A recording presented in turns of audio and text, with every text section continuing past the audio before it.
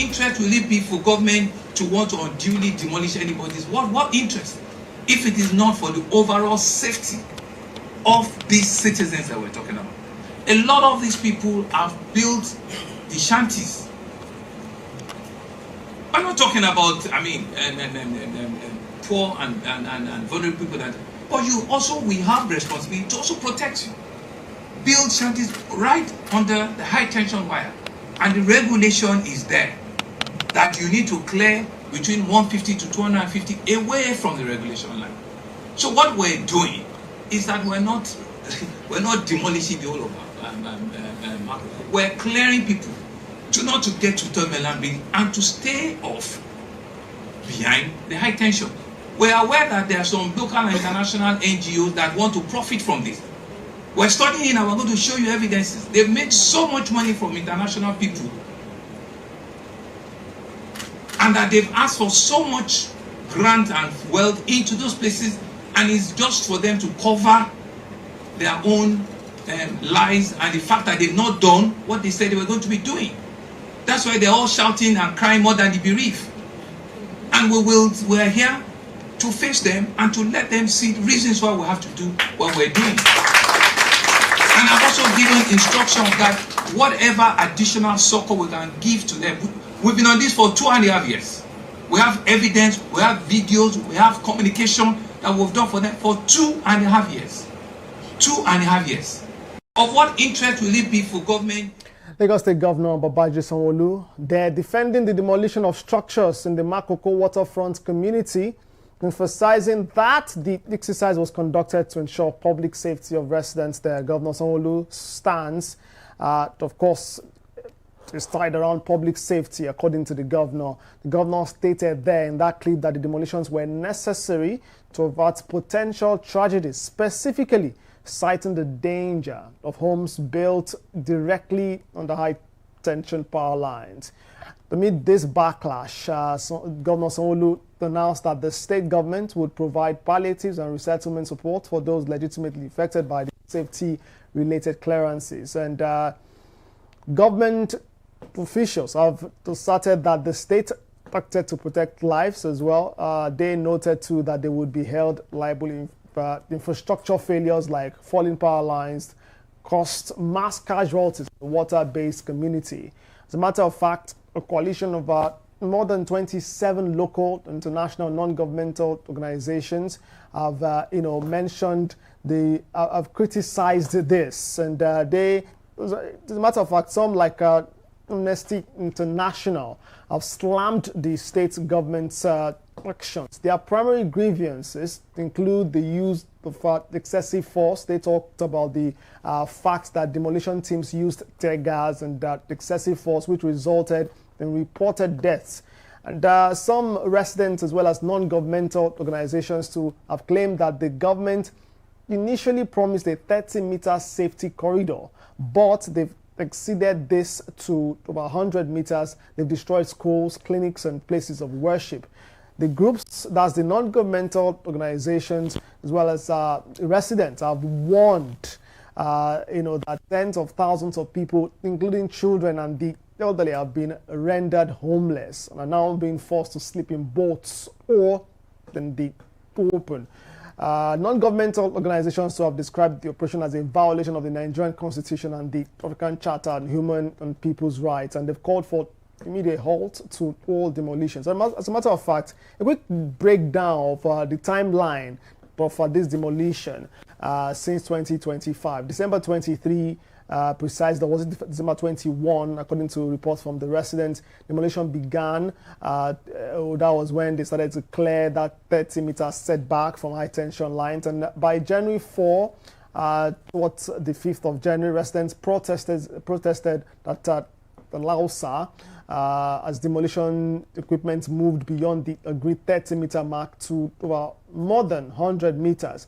And by January 13, between January 13 and January 18, rights groups and residents besieged to, as mentioned, the Lagos House of Assembly. They demanded a stop to the forced demolitions. And just a few days ago, Governor Sanwo-Olu formally responded, defending the move as a safety necessity, while he promised to support victims. Well, Welcome to Homo Politicus. We're talking about this particular matter, the demolition happening at Makoko. And I'm joined today by the vibrant youth. You can call her the youth ambassador of Makoko.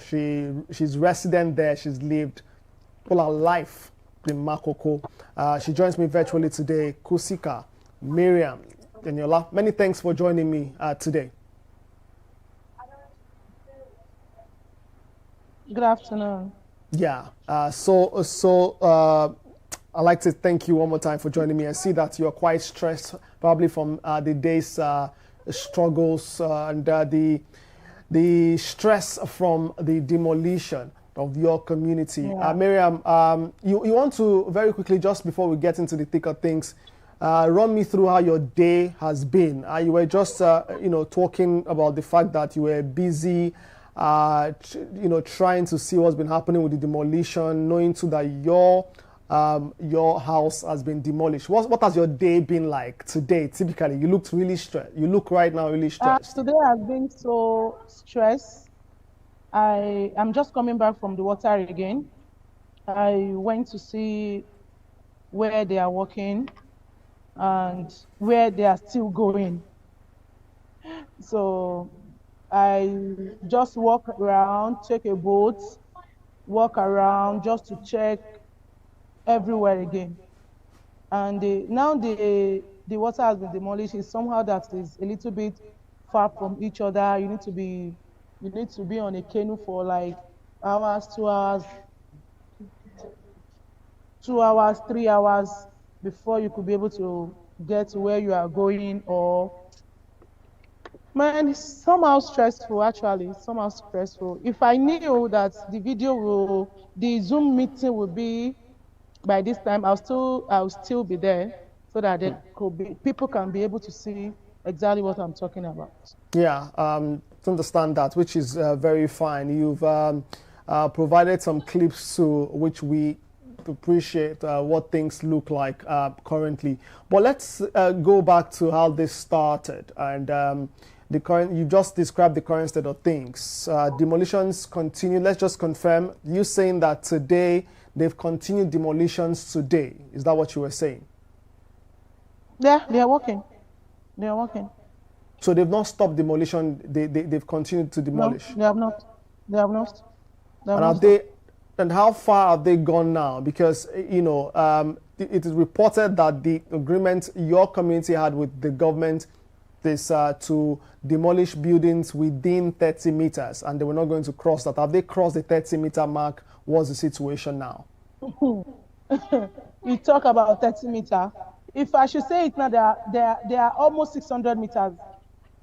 Because they are almost 600 meters, if I should say it. That 21st, when they came, they were like, we have to evacuate from the power line 30 meters, which everybody agree, and they are trying to remove their roof, trying to remove their houses. So there is, I forgot this person's name. He's the one who leads the team. He leads the team for the demolition. And while talking to us that day, like it's 30 kilometers to 50 kilometers. It's not, when the person's finished, he has not finished speaking before he got a call that they should move it to 100 meters. And talking of 100 meters, who are we to fight the government? Is to obey by the law. In the law, they said obey before complain. So we obey to what they want by 100 meters. The 100 meters now have turned to 500, 600 meters. You say your home, you had told myself and my crew that your home, was demolished. Was yours close to the 30 meters? Was it 100 meters? Where exactly My house is about 450, 400 meters. So going by the regulation and by the agreement your community had with the government, your house should not have been touched. Yes. not even closer to it at all. Talk like they want to touch it. But now it has been pulled down. When did this happen? 4 days ago. It's 5 days now. So what's been happening with you and your family since then? It has not been tough. It has not been easy. Although I have a relative that live on land. I have a family too. So since when that demolition started, even before it gets to our place, I've already taken my things because we know when government says they have come, not going back until they get to the destination of where they are going. So I need to move my things, I have 4 children. 4. So I need to move them out, yes. I need to move them out of the community, move my property out of the community before they came to demolish it. But right now, I'm squatting with a family, with my 4 children. Because I can't relocate my children just like that because of their education. They are schooling there in Makoko. Yeah, they are schooling there in Makoko. The first one was in SS2, the second one was in SS1, the third one was in GSS2, while my little boy was in Basic 4. So since your home was demolished, have they been going to school? You know, when the demolition started, school have not resuming. Okay. So the first week school resumed, I didn't allow them to go to school. But the second week, which is today is Wednesday now. Yeah. So which is on Monday, I started going to school on Monday. Okay, so you waited just to be cautious of what the environment is going to look like, so that you'll be safe. There have been reports of the use of force by the men, Lagos State government officials who have come for the demolition. There have been reports of the use of tear gas, report of persons dying. Can you confirm this? Has there been the use of force? Did they force people? Did they push people? Did they fight people? Did people fight back? What was it like?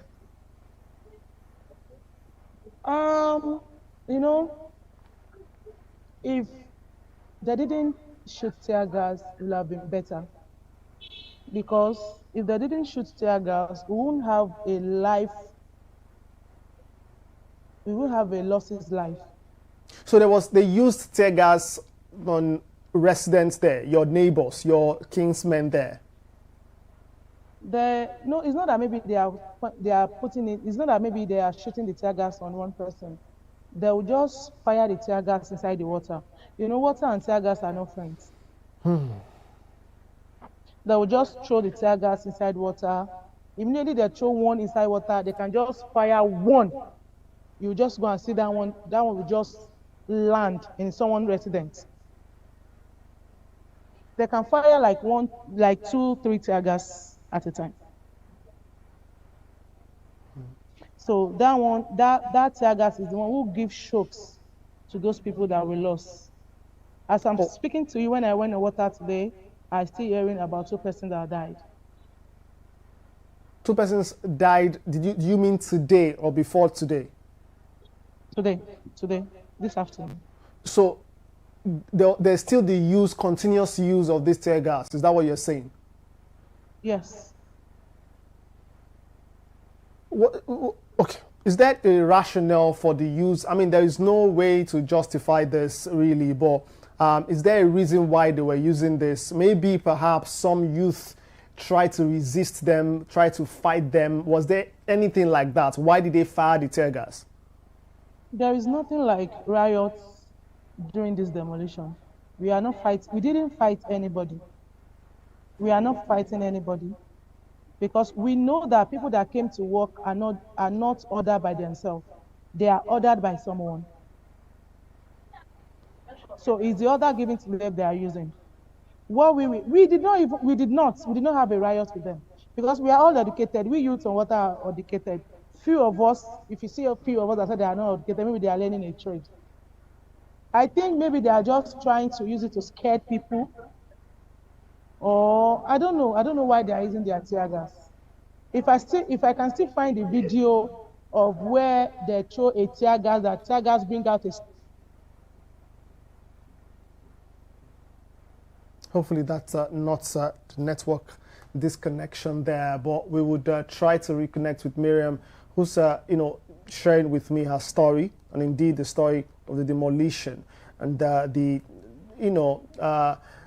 eviction of our family from her home community. Well, we'll get to hear some more from her. She was just sharing there that the use of force, particularly the firing of tear gas by government officials who have been working there to demolish buildings on the orders of the state government, as she has said and confirmed that it has killed even 2 persons today.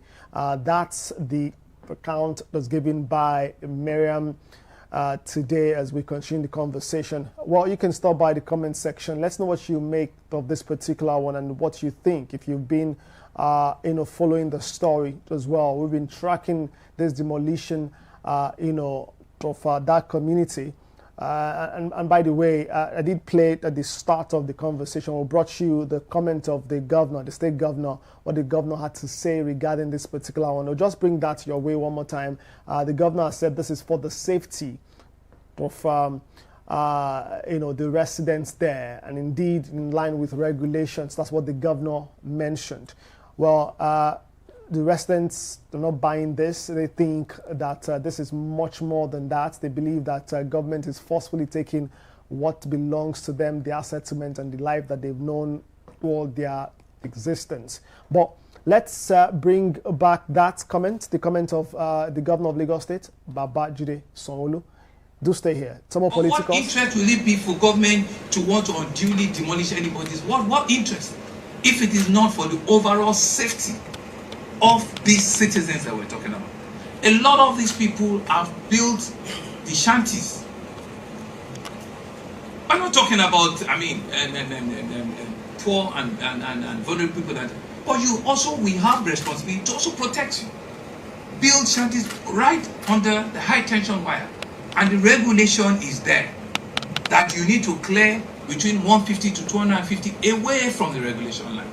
So what we're doing is that we're not demolishing the whole of Makoko. We're clearing people not to get to Tomeland and to stay off behind the high tension. We're aware that there are some local and international NGOs that want to profit from this. We're studying it and we're going to show you evidences. They've made so much money from international people, and that they've asked for so much grant and wealth into those places, and it's just for them to cover their own lies and the fact that they've not done what they said they were going to be doing. That's why they're all shouting and crying more than the bereaved. And we're here to face them and to let them see the reasons why we have to do what we're doing. And I've also given instructions that whatever additional support we can give to them. We've been on this for 2.5 years. We have evidence, we have videos, we have communication that we've done for them for 2.5 years. 2.5 years. Of what interest will it be for government to want to unduly demolish anybody's? What interest? If it is not for the overall safety of these citizens that we're talking about. A lot of these people have built. Babajide Sanwo-Olu there speaking about the demolition happening even now, even today, as reported by my guest, resident of Makoko, Kushika, Miriam Eniola. Thankfully, she's rejoined me now. Miriam, sorry about the network disconnection, coupled with the stress that you've gone through today. I know that it's very challenging, but thank you so much for reconnecting to talk to me about the plight of your plight and indeed those of your community members. Miriam, if you're there, just kindly talk to me. Hello, can you hear me? All right, loud and clear. So you were just talking to me about the demolition further before the disconnection. I myself in video again. I suppose it's the network. We will try to get that sorted as we continue. But I mean, okay. let's continue talking. So sure. let's even let's go just take a little step back. Let's know your story. You've just mentioned, in the course of the conversation that your home where you stay with your 4 kids have been demolished, right? You live there too with your husband? Yes. Fantastic. All right. So, what's your story? Did you move there? Did you move to Makoko after you were born, or after you got married, or you were born and raised in Makoko? What's your story? I was born and brought up in Makoko.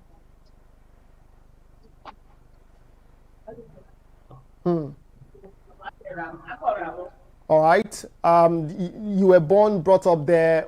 How about your parents? Did they move there? Were they born there too? What's really your story going back? My two parents were born in Makoko and brought up in Makoko. Wow. And your parents still live there? Yes. So that's where you've been all your life? All my life, yeah. You were born there, raised there. Your parents too born, raised there. You two have families now, born and raised there. But now your home has been demolished. Are there comments, are there words from government as to where you can resettle?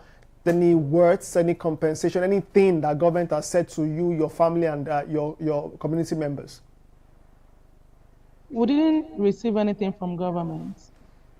Nothing has been given to us by the government in the community.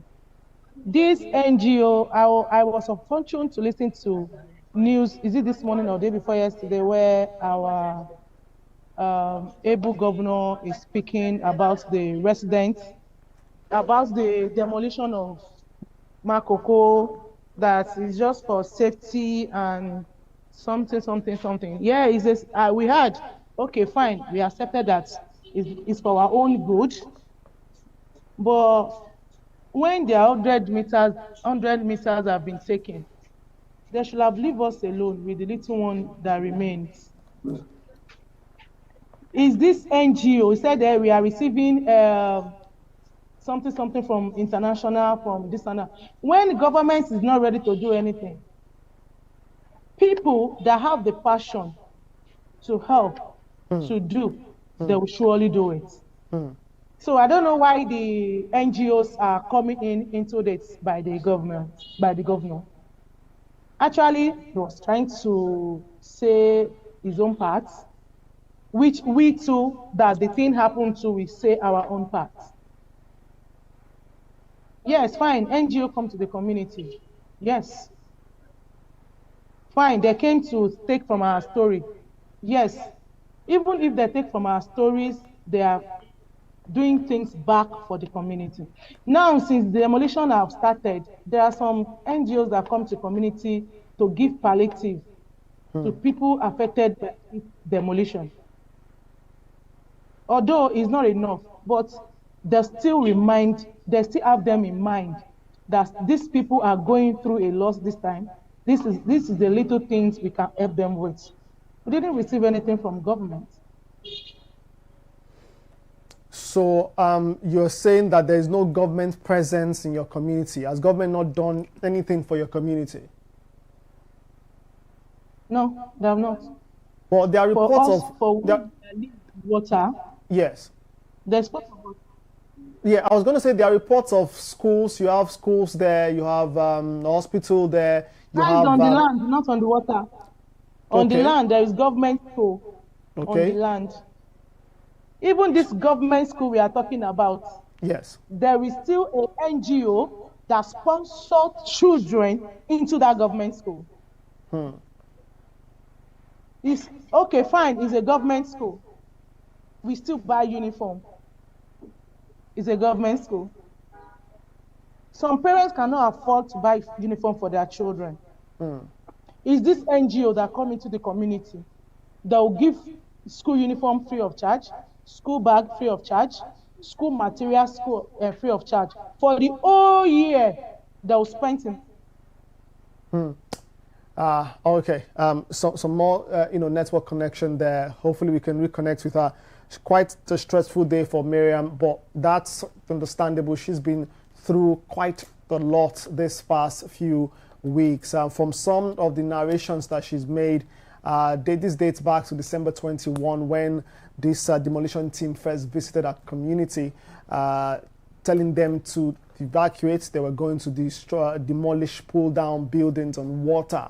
You heard from the governor there. He said this is going to take some 100, 150 kilometers. But she's saying that they reached an agreement that this should be between some 30 to 50 meters, 100 meters max, and that they've crossed that the day that the demolition team are gradually approaching 600 meters of this demolition of homes on water. We need to be clear that the Makoko community has both land and water. So we're talking about the waterfront community here. That's where the demolitions are taking place. And I've been speaking with a youth, if you like, youth community leader there. She is resident there. You heard from her. She was born, bred there on the water, on the waterfront or at the waterfront, and her parents too were born, bred there. She now has 4 kids who live there. Her home with her husband, with her family, has been demolished, and they're now squatting. And that's the situation now. Well, we do know that several persons have started talking about this. Non-governmental organizations have lent their voices, calling for a stop to the demolition. Some other persons, the former Minister of Education, and you can call her the human rights activist these days, and politician. Is a question. I'm not sure she would like to be called the politician, but yeah, she's now spoken about this, and she said this is not constitutional. The government needs to stop, and she's requested that the use of force should stop as well. You've heard from Miriam too. She said that several persons have been reported dead, that she got a report of 2 more persons dying today as a result of tear gas canisters fired at residents there. She did mention too that she did not hear and she didn't see any resistance from her community members. They did not resist this. Well, again, stop by the comment section. Let's know what you think of this. As a matter of fact, there are dividing voices now, dissenting voices regarding this. There are divergent views, more like, as regards this now, with some persons, saying this is necessary for urban development. Other persons saying, well, if you're going to do this, people don't need to lose their lives, people don't need to lose their livelihoods, people don't need to lose their homes. You need to make plans to settle them, or resettle them. By the way, the reports of close to 30,000 people being displaced as a result of this. So again, stop by the comment section. Let's know what you think. Just before we wrap the conversation, hopefully we can have Miriam reconnected, to the conversation. Just before we do so, let's take a quick break. Listen one more time to Governor Babajide Sanwo-Olu and particularly his accusation that non-governmental organizations have been using the community to make some profit, and they are voicing now because he says they are voicing because they're trying to justify what they've done. So one more time, just Babajide Sanwo-Olu's video, Governor Babajide Sanwo-Olu's clip. They're talking about this situation, and then we can wrap the conversation. Of what interest will it be for government to want to unduly demolish anybody's? What interest, if it is not for the overall safety of these citizens that we're talking about? A lot of these people have built the shanties. I'm not talking about, poor and vulnerable people, but we have responsibility to also protect you. Build shanties right under the high tension wire. And the regulation is there that you need to clear between 150 to 250 away from the regulation line. So what we're doing is that we're not demolishing the whole of market. We're clearing people not to get to Tomelambi and to stay off behind the high tension. We're aware that there are some local and international NGOs that want to profit from this. We're studying and we're going to show you evidences. They've made so much money from international people, and that they've asked for so much grant and wealth into those places, and it's just for them to cover their own lies and the fact that they've not done what they said they were going to be doing. That's why they're all shouting and crying more than the bereaved. And we're here to face them and to let them see reasons why we have to do what we're doing. And I've also given instructions. Okay, so thankfully we are reconnected with Miriam as we begin to wrap the conversation now, so that we can let Miriam rest from today's stress. Apparently it's been quite a long day. As a matter of fact, it's been quite a long one this past few weeks for Miriam since December. Miriam, thank you one more time for reconnecting. Now, talking about things being stressful for you. You said this demolition team arrived first in your community last December. You mentioned December 21. So what was the festivities? What was that like for you, for your family, and your community? Since they started demolition, since then, what was it like? Did you people enjoy? Did you have the time, even the courage to celebrate the close of 2025? And how did you do Happy New Year for 2026? It's not that. They'll say maybe because of our house, that's why they are hacking them, that's why they are throwing tear gas on us. No. We don't know the reason why they are throwing their tear gas. We don't know the reason why they are forcing tear gas on us. The tear gas is the one killing our people. We have a record of 5 days old baby that we lost because of this demolition and because the tear gas was polluted. We are pleading. We don't have power. Who are we to question authority of the government or a president or a government as a whole? We don't have the power than to plead. We are pleading, we are begging. They should come to our head. They should listen to our voice. Our voice should be carried everywhere so that they can be able to show mercy. They should tamper us with mercy, bring stay on water, because we don't have anywhere to go. A father, a parent, a family that has been spending over 50, 20, 30 years on water, where are we expecting them to go now? So we are pleading. They should please help us. Well, again, we're sorry for what's happening, with your community and what's been happening there.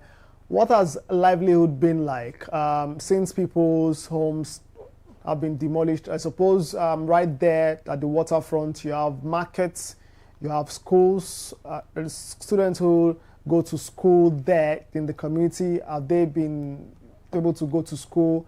How have people been feeding? How have you been feeding with your family? Have people been selling? I know that, it's predominantly fishing that happens there to your community. What has things been like in terms of feeding, in terms of livelihood generally?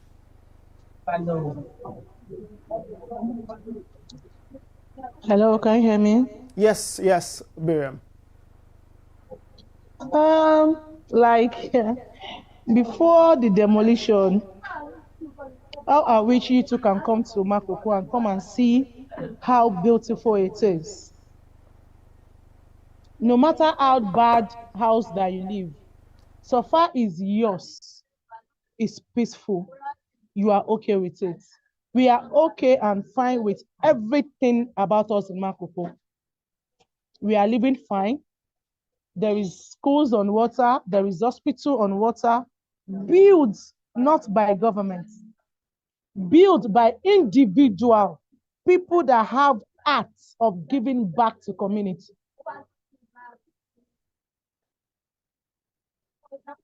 Are you there? People that have Z of what the community picture will look like in the future if they build it now. There is a charity home that just be pulling down yesterday by the demolition. We have more than thousands people, children in this demolition home. Now, this homeless, this home that has been demolished, the charity home. Now tell me, the children inside this charity home, where are we expecting them to be. Where are they going? They demolished the school yesterday. They demolished about 4, 5, 6, 7 schools on water. Even hospital there has been demolished.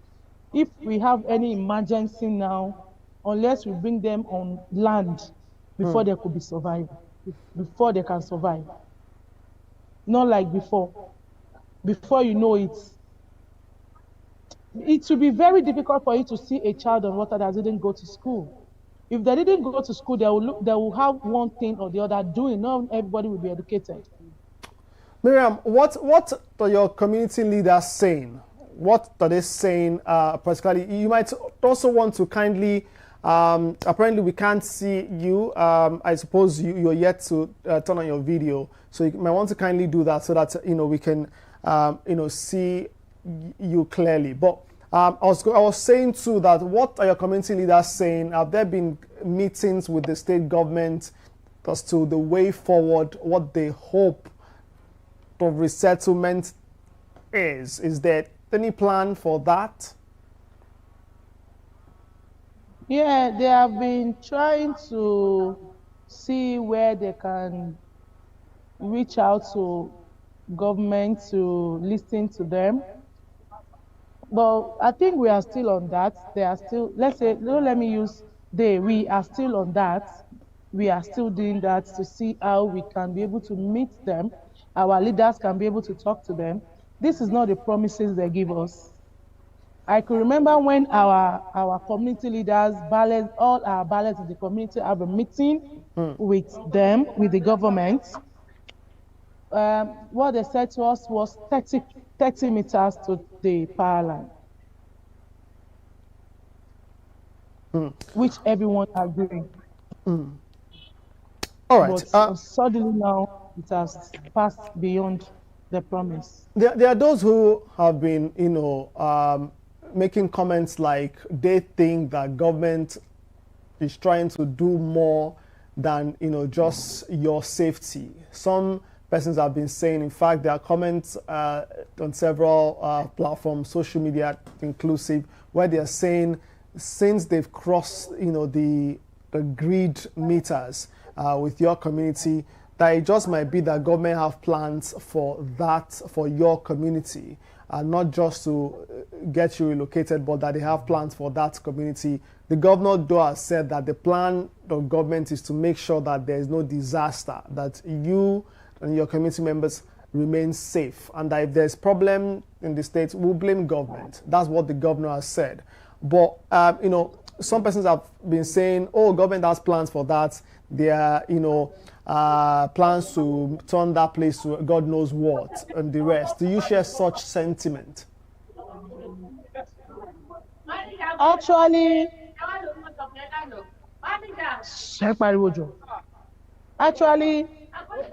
I can't say how the picture will look like right now in the future, but there is a place called Sawmill in our community that has been demolished last year. Sawmill still has the water. They sell firewood. They sell building materials there concerning Makoko, anything you want to use with wood. The water has been sand-fed. The water have been sand-fed where by caterpillar, as heavy as caterpillar it is walking on the water. Caterpillar can stand on where governments have already, even maybe it's the government, maybe it's individual, maybe it's a private work, nobody knows. But the place have been sand-filled. I think they have a mission. It's not about our safety alone here. If it's our safety alone, they already told us we should evacuate 30 meters to the power line, 100 meters to the power line. Now, at 100 meters, 30 meters, it has gone to almost 400-500 meters now. If they didn't have plan, why are they still pursuing us? Caterpillar is still on water. We have 3 Caterpillar on water. They are still there, standby. They are just waiting for call. Start, stop. That is what they are waiting for. If truly they have true with whatever they want to do on water concerning our safety, what is Caterpillar still doing over there? What is Caterpillar still doing on water? Sometimes you can just sit there and they'll start working around 4 o'clock in the evening. Sometimes they'll work very early in the morning, around 6, 7. You see them working. So I don't know how the future will look like. I'm still talking about the present tense, present now, that some of the places that have been demolished last year have been sound-filled by either government or individual private worker. I don't know. So you suspect there might be, some construction of some sorts that would happen when your community, when you have been evacuated from there? Yes. All right. Miriam, let's leave things there. I'd like to thank you so much for joining the conversation. Kusika Miriam Eniola is a resident of Makoko. She's been affected by this demolition. Miriam, you did mention that some non-governmental organizations have stopped by providing some form of palliative. Has government provided any form of palliative, something to even say? No, don't finish it. No, they didn't come. We didn't see them. Nothing whatsoever. Nothing was done. Nothing. Didn't say anything. How about those that, have reportedly, like you have said, lost their lives as a result of, the use of tear gas by law enforcement there? Do you know if their families have been called, they've met with government, gotten some compensation? No. If any of them have been called, we have Makoko Youth Forum group, where every information of Makoko we go to. Okay. So no matter how big or small that we are, we used to see ourselves. There are some youth too in other community where people lost their life. These people cannot go to government without their consent. Because some of them cannot speak English, or talking of they want to speak Yoruba, they speak their dialect. So they will still need youth that is educated, who can translate what they are saying to governments or to whosoever that want to interview them. So no matter how a family will be called, that nobody in the community we don't know about. So for now, none of the family have been called. What's next for you, Miriam, as we close? What's next for you? What are the plans? Are you moving, you leaving your, your home, what you've known all your life? If government decides to evacuate every single person from there, what do you want to do?